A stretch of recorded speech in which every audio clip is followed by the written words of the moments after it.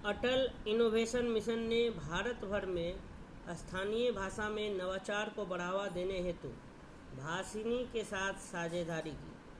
भारत के नवाचार परिदृश्य में भाषाई बाधाओं को दूर करने के एक ऐतिहासिक कदम के रूप में नीति आयोग के अंतर्गत अटल नवाचार मिशन AIM और इलेक्ट्रॉनिकी और सूचना प्रौद्योगिकी मंत्रालय MEITY के डिजिटल इंडिया भाषा प्रभाग भासानी ने आज दिल्ली में एक आशय पत्र SOI पर हस्ताक्षर किए।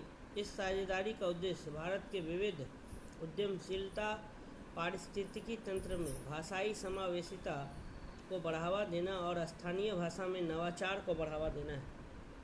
भाषा के माध्यम से नवाचार को सशक्त बनाना। यह सहयोग AIM के व्यापक नवाचार ढांचे और भाषिनी की अत्याधुनिक भाषा तकनीकों को एक साथ लाता है। दोनों पक्षों के नेताओं दीपक बागला, मिशन निदेशक AIM, और अमिताभ नाग, CEO भाषिनी ने एक रणनीतिक बैठक के दौरान इस आशय पत्र SOI को औपचारिक रूप दिया। यह पहल AIM के जमीनी स्तर के कार्यक्रमों में बहुभाषी क्षमताओं को एकीकृत करने पर केंद्रित है, ताकि नवाचार को देश भर में गैर अंग्रेजी भाषी लोगों के लिए सुलभ बनाया जा सके।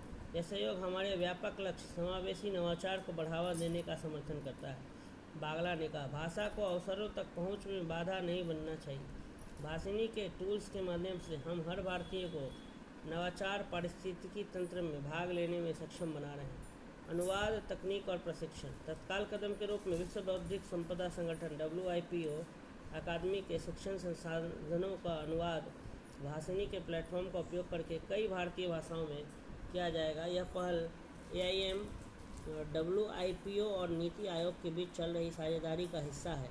इसके अलावा भविष्य में बहुभाषी सामग्री को गेम आधारित बनाना और स्टार्टअप्स को सैंडबॉक्स वातावरण प्रदान करना शामिल होगा, ताकि वे भाषा समावेशी उत्पादों का परीक्षण और विकास कर सकें।